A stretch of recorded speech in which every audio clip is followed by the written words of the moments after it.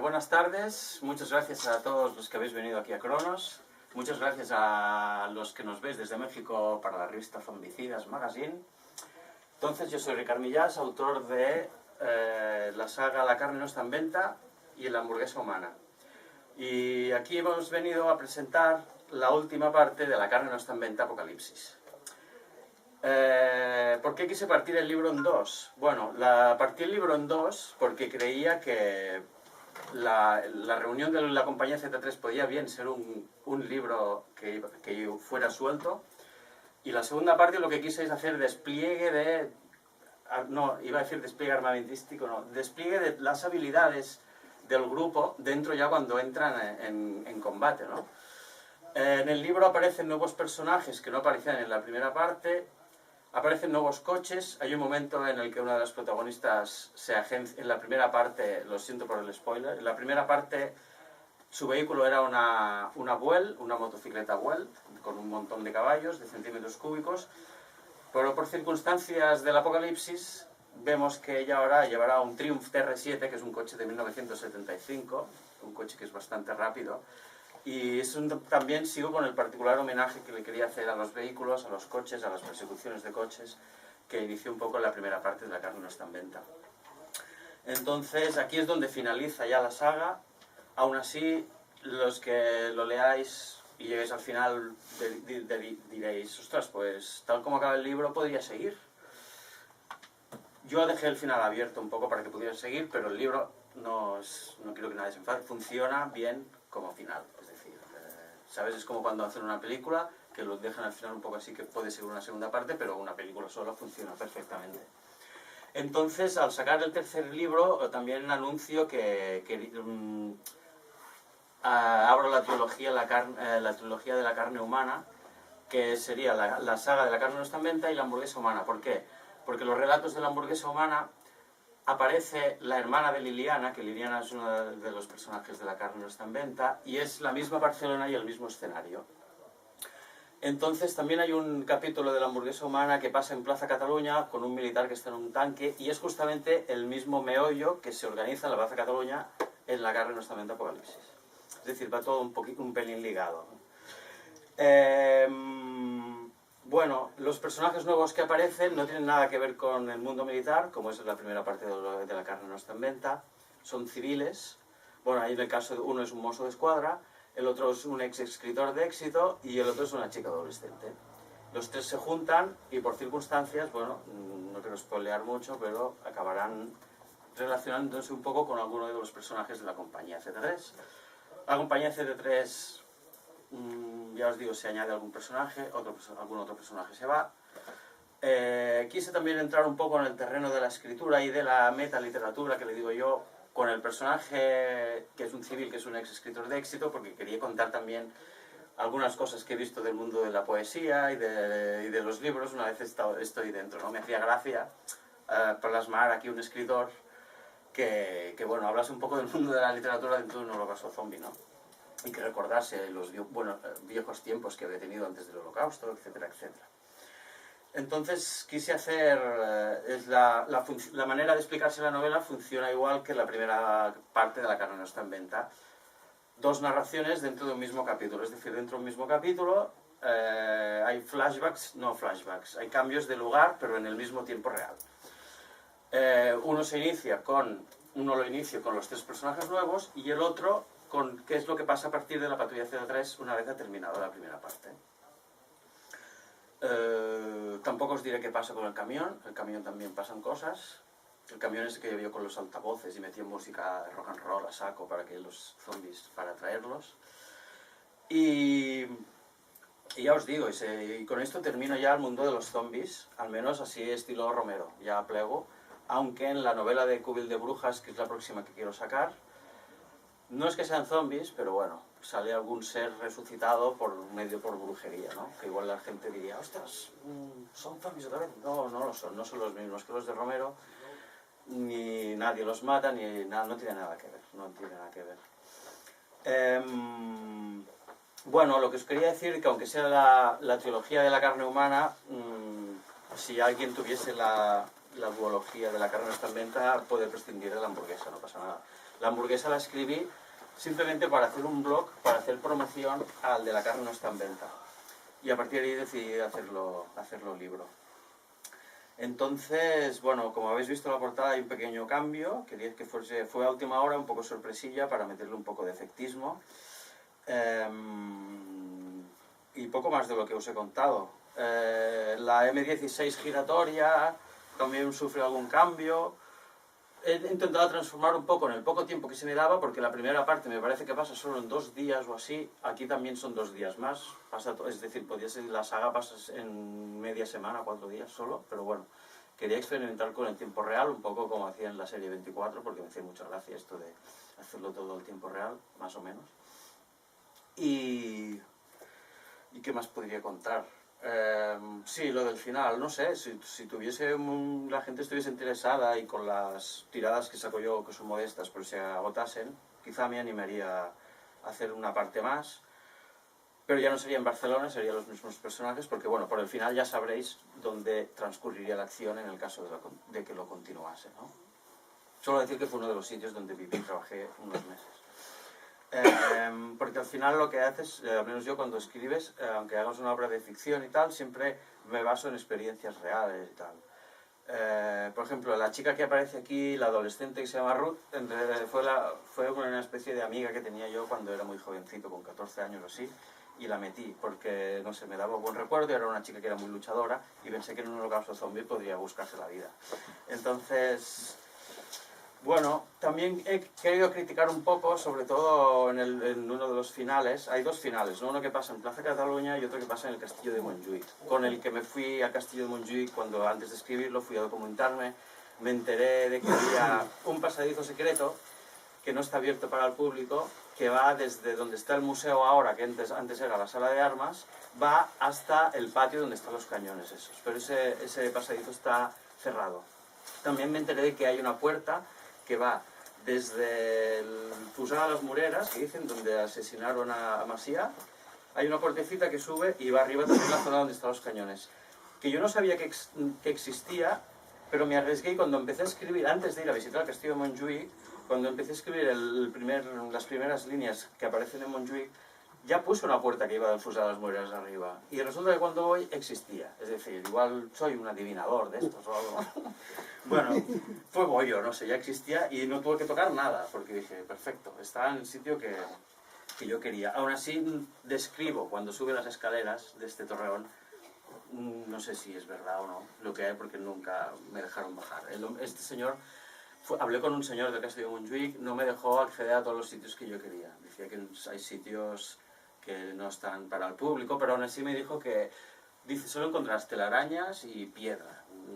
No hay nada más, es una fortaleza antigua, tampoco hay mucha cosa. Dice, bueno, a mí me hubiese hecho gracia por eso meterme por allí, pero bueno.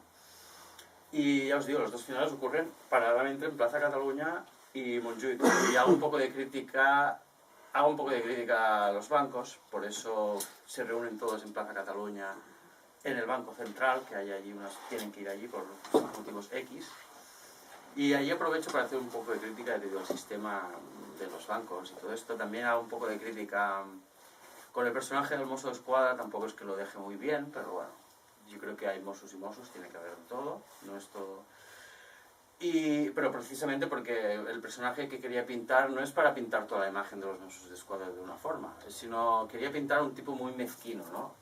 Una persona muy, no sé, muy egoísta, que en un apocalipsis zombie lo único que quería hacer era cosas para beneficio personal, ¿no? Y bueno, puse que era policía porque, bueno, la policía aquí son los Mossos, si no hubiese puesto otro cuerpo. Entonces, pues bueno, yo creo que es más divertido la segunda que la primera parte. Si la primera os gustó, la segunda para mí es... Porque ya es todo el meollo, hay 2 finales hay 2 finales y en los 2 finales hay meollo. Y hay batalla en Plaza Cataluña, hay batalla en Montjuïc. Y claro, te encuentras con 2 puntos de acción que cuando estás leyendo la mitad de un capítulo pasas ya al otro en plan, venga, este es el de Cataluña, ¿no? Hostia, mola porque es acción, va todo muy seguido, va muy seguido. Solo hay una noche de descanso que se ponen a dormir un poco, pero todo lo demás es muy... Gastan muchas balas, gastan casi todas las balas que llevan encima, toda la bolsa que llevaban en la primera también termina todo y claro, tienen que conseguir más cosas. Y bueno, no sé, yo quería hacer un poco como homenaje a estas películas de zombies así muy descacharradas, donde hay muchas balas, donde parece que los buenos no se mueran nunca, aunque la segunda parte veréis que es como si se humanizara un pelín más, porque hay alguna pérdida, no diré de quién. Y quería que todo fuese un poco más rápido, ¿no? Por eso puse también el Triumph R7, porque es un coche del año 75, pero para mí siempre me ha gustado mucho, lo considero... Para mí la línea y la imagen que tiene es de rapidez. Puse a Liliana ahí dentro con una sierra eléctrica, ya veréis los motivos por qué. Ya veréis cómo consigue el coche también. Y ya veréis cómo consigue la sierra eléctrica. Y todas las nuevas armas que van consiguiendo. Y poco más, ya os digo, que puede funcionar muy bien con la hamburguesa, con la primera parte para hacer una trilogía. Y lo que os comentaba antes, que habla un pelín de metaliteratura, me gustaría leeros un pequeño fragmento que dices, no parece que sea de una novela de zombies esto, pero bueno, para que veáis el cambio. Y que realmente se puede escribir de todo, en todo. Al menos es lo que yo pienso. A ver si encuentro el capítulo, porque tengo la manía de no usar mai. De no poner nunca una guía. El capítulo se titula ¿Qué pasa con la rubia? Perdonadme que ahora me lo tendría que haber señalado. Ya no se estila ahora lo de poner una guía, ¿eh? ¿No? No, cada vez hay menos libros que lleven índice, ¿eh? Pues... Y muchos ni siquiera, porque hay muchos autores ahora que escriben 200 páginas a seguido, sí. Sin capítulos, sin nada. Todo se pierde. Eso lo he visto yo en bastantes novelas de las que he leído últimamente. Sí, no sé. Que no me parece mal, ¿eh? A ver. No sé yo. Yo partida. Claro, no, yo a gustos un poco. Yo, por ejemplo, en un libro que sea de estudio o así, sí que me gusta que haya en la página tal los capítulos y tal. Pero una novela así más de entretenimiento, como voy por feina, empiezo al principio y al final. Pero bueno, ya te digo, son cuestiones personales. Bueno, y entonces en el capítulo que pasa con la rubia se habla un poquito de los escritores, de los poetas y todo esto, que es un poco también el panorama que he visto yo desde que empecé con la poesía. Da la casualidad que el personaje de este escritor se llama Ricardo, no sé por qué. No, casualidad. Casualidad, yo no sé por qué. ¿La rubia también, casualidad? No, la rubia no existe, solo sale en el libro. Lástima. Dice, hacía 6 años que Ricardo había dejado el tabaco. Sin buscar demasiados argumentos, se puso un cigarrillo en la boca y lo encendió. El escritor era una de aquellas personas que aprendieron a fumar solo por placer. Durante los últimos 3 años, antes de abandonar el vicio definitivo, aprendió a fumar solo en las reuniones sociales, mientras que los días laborables hacía deporte y así se limpiaba el poco alquitrán que había ingerido en las alocadas reuniones de poetas que a menudo frecuentaba. Los recitales tenían lugar en asociaciones donde se permitía fumar a pesar de la prohibición que el Estado había impuesto. Se celebraban sesiones de micrófono abierto, donde los poetas iban saliendo uno a uno a declamar su poesía y a brillantar todo el ego que se podían permitir. Existían 2 tipos de poetas, los que recitaban con ímpetu y los que no lo hacían. Había tipos que escribían aceptablemente y no le ponían demasiadas ganas a los textos, por tanto salían perdiendo. El público se aburría con facilidad y se agolpaban en la barra a pedir cerveza y encender un cigarrillo tras otro. Luego estaban los que no aportaban demasiado en sus poemas, pero tenían una peculiar forma de recitar. Aquellos eran las verdaderas estrellas del show. Las estrellas del rock urbano paseaban sus nalgas por el escenario y enfatizaban con maestría.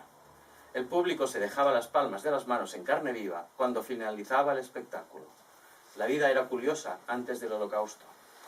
Y bueno, esto es un poco lo que os decía, que voy metiendo cosas que he ido aprendiendo y que he ido viendo en el mundo de los libros, y aunque sea un libro de acción, al poner un personaje escritor quería esto, ir soltando pequeños textos y pequeñas experiencias personales del mundo de la literatura.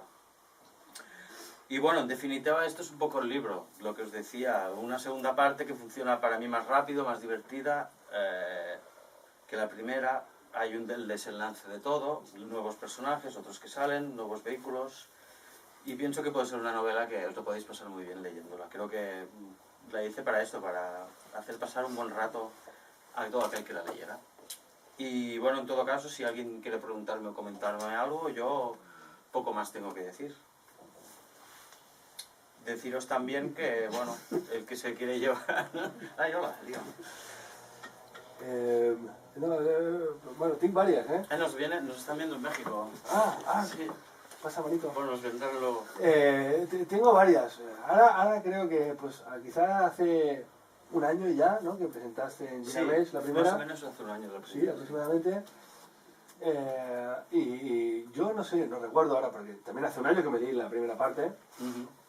Pues recuerdo que hablamos de un zombie atípico, ¿no? De este zombie, porque tenemos los zombies ingleses, los americanos, los que corren, los que van lentos, etc. Y teníamos en este caso, habías creado este zombie que todo y ser un no muerto, bueno, es un muerto en vida, conservaba los recuerdos de esos sentimientos y emociones muy fuertes, ¿no? Sobre todo el odio y el amor, en este caso era el odio, aquel sargento de la mili o algo así, que todo y ser zombie, que has perdido todo, sigue odiando y se encuentra con el personaje de la novela y lo sigue odiando y lo sigue persiguiendo porque lo odia a muerte y lo quiere matar, ¿no? Entonces, yo la pregunta es si sigue por ahí esos zombies. No sigue esta tónica, que yo recuerde, no sigue, bueno, que yo recuerde, no salen estos zombies. Aparte te creo que también que comían, no comían cerebro, carne, sino comían los intestinos, ¿puede ser? No, esto ya... Esto es bien. Esto lo he enseñado yo. Sí, no, es el típico zombie de siempre. Estos que comentabas, sí, lo hice porque quería... Bueno, me basé un poco en la película del Día de los Muertos. Hay unos que están investigando a un zombie, que le ponen unos auriculares, hay una escena típica, y le hacen intentar recordar cosas antes de estar muerto. Quería hacer un poquito lo mismo, ¿no? Las personas que habían sido muy peculiares en su vida, que tenían un sentimiento, fuese el que sea, muy fuerte, lo seguían y que eran personas un poquito especiales y peculiares, cuando se convertían en zombie, esa facultad, entre comillas, aún les seguía durando un pelín. Ese odio que decías, aún les tenía. Por eso, este señor que decías de zombie, antes de ser zombie, su padre era griego y lo maltrató a saco, lo maltrató mucho, entonces él tenía un odio especial hacia Grecia, los griegos, todo lo que tuviese que ver con su padre.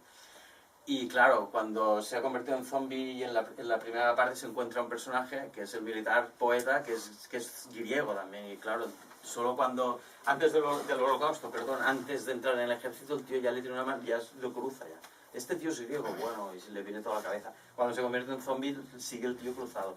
Aún así no sabe por qué está cruzado, siente ese odio o esa facultad por odiar de esa manera, pero es irracional y es la misma irracionalidad por comer carne humana, ¿sabes? No es algo que él se lo explique, simplemente es, aparte de tener ganas de comer a gente, tiene ganas de odiar, sí. Fue una manera de implementar un poco los sentimientos, que también sale un poco en Frankenstein, el moderno Prometeo, en el libro y las pelis, que es un zombie también, Frankenstein, pero de alguna manera también tiene parte humana dentro. Quería hacer un poquito de... sacar un zombie así, un poquito homenaje, bueno. Y nada, sí. Yo he llegado tarde, a lo mejor ya lo has comentado, pero de todas formas te digo, ¿cuánto de ti y de tu persona hay en este libro, personajes? En este más, que es la primera parte, porque comentaba que hay 3 personajes que aparecen nuevos. Es un adolescente que se llama Ruth, un escritor que se llama Ricardo, que fue yo, pero porque es lo que comentaba, que quería introducir un poco el mundo de los libros y lo que he conocido dentro del libro. Y así también sacar parte mía también. Porque no sean momentos tan de acción, de vez en cuando algún pequeño párrafo que hablaba un poquito de este mundo. Simplemente quería explicar...